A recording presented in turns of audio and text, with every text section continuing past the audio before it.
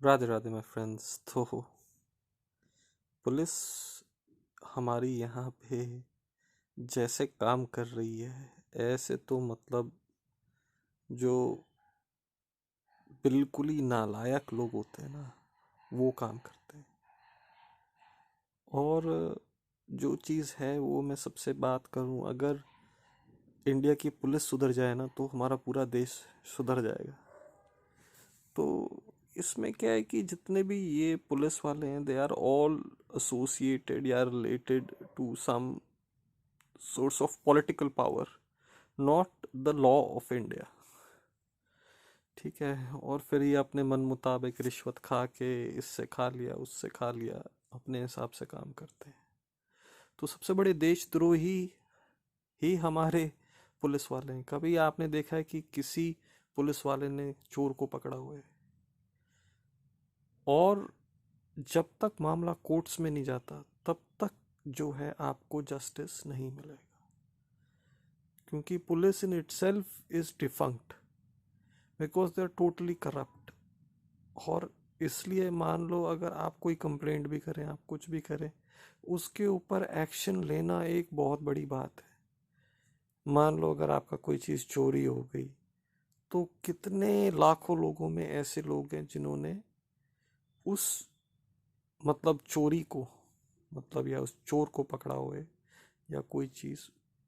ठीक है, तो ये सब क्या है? मतलब ये सब ये है कि आप देश के जो पीपल है, पीपल ऑफ इंडिया, उनसे तुम उनको धोखा दे रहे हो। And people of India make the nation, तो तुम देशद्रोही हो। कोई रेप हो जाए, कोई कुछ हो जाए, कोई कुछ हो जाए, कल्प्रिट्स को पनिशमेंट देना और कल्प्रिट्स को जेलों के अंदर बंद करना और सही काम करना इज व्हाट इज रिक्वायर्ड। मैं ये नहीं कह रहा सभी ऐसे हैं, सभी पुलिस वाले ऐसे हैं, बट बहुत सारी चीज़ें हैं that is defunct in India. और इसी वजह से हमारे जो देश है उसका जो है इतना अच्छा हाल नहीं है। और काफ़ी काफ़ी कंपनी वाले भी ऐसे करते हैं कि मतलब पैसा दे के लॉ एंड ऑर्डर को दबा देते हैं। और कभी कभार तो मेरे को ऐसा लगता है कि भैया लॉ एंड ऑर्डर सचमुच में एग्जिस्टिंग है इस कंट्री में, या फिर बिल्कुल it's gone to the dogs. तो सबसे पहले इन देशद्रोहियों को सही करना चाहिए। और तरीका सिर्फ एक ही है, ये जो ये स्टेट वाइज पुलिस बना रखी है ना इंडिया ने, उसको बिल्कुल डिमोलिश कर दो।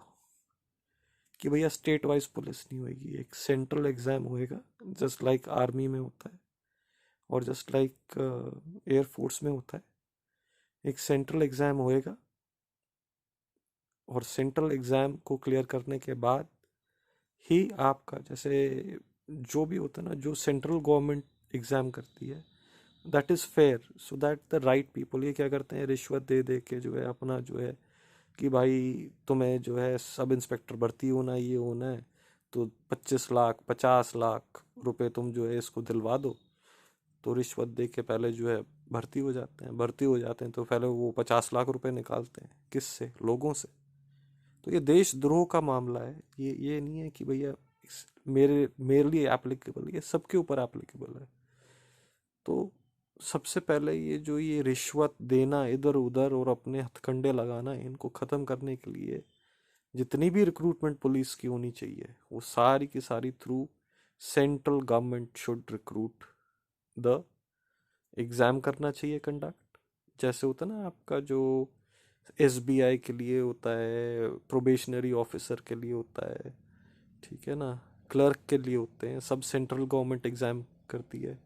दैट इज़ बिल्कुल फ्री एंड फेयर। तो पहले इनका जितना भी सिलेक्शन होना चाहिए, it is should be through central government. Second solution है कि भैया ये स्टेट वाइज पुलिस, इसको बिल्कुल ख़त्म कर देना चाहिए। किसी भी आदमी को कहीं भी पार्ट ऑफ इंडिया में पोस्ट कर सकते हैं, जस्ट लाइक आर्मी एयरफोर्स। इसमें ये होता है कि भाई अगर कोई भी आदमी कहीं पे भी पोस्ट आउट हो जाता है, ठीक है, 5 साल के लिए 10 साल के लिए, तो वो ये है कि भाई उस एरिया में या उस पर्टिकुलर स्टेट में ये इतनी भाईबंदी कर लेते हैं और इतना वो अपना क्लाउट बना लेते हैं कि इनकी जो है ना, इनके ऊपर एक्शन लेना या इनको सुधारना बहुत मुश्किल काम हो जाता है, इवन फॉर आईएएस या सिटिंग आईपीएस ऑफिसर। क्या करोगे, ज़्यादा सस्पेंड कर दोगे? क्या करोगे, दूसरे पुलिस स्टेशन में पोस्ट कर दोगे? ठीक है ना। तो ये सारे जो है बहुत दिक्कतदारी वाले काम हो जाता है। ठीक है ना। जैसे अगर यहाँ पे कोई आदमी है, पोस्ट आउट हुआ है, ठीक है ना, एज एन इंस्पेक्टर, उसने गलती करी, ठीक है, गलती करी, सस्पेंड किया, सीधा भेज दो कर्नाटका। ठीक है ना। कर्नाटका में भेजोगे तो फिर कर्नाटक में उसको 2 मिनट में अकल आ जाएगी कि भैया अगली बार ऐसा नहीं करना चाहिए। अभी यहाँ पे होएगा, उसको सस्पेंड करेंगे, सस्पेंड करेंगे, उसको जो है कहाँ भेजेंगे, यहाँ से हिसार भेज देंगे। गुड़गांव से हिसार है, वो बोलेगा यार हिसार में मेरे और भाई बंद है। ठीक है। तो ये चीज़ें बिल्कुल ख़त्म कर देना चाहिए ताकि इन देशद्रोहियों को सुधारा जा सके।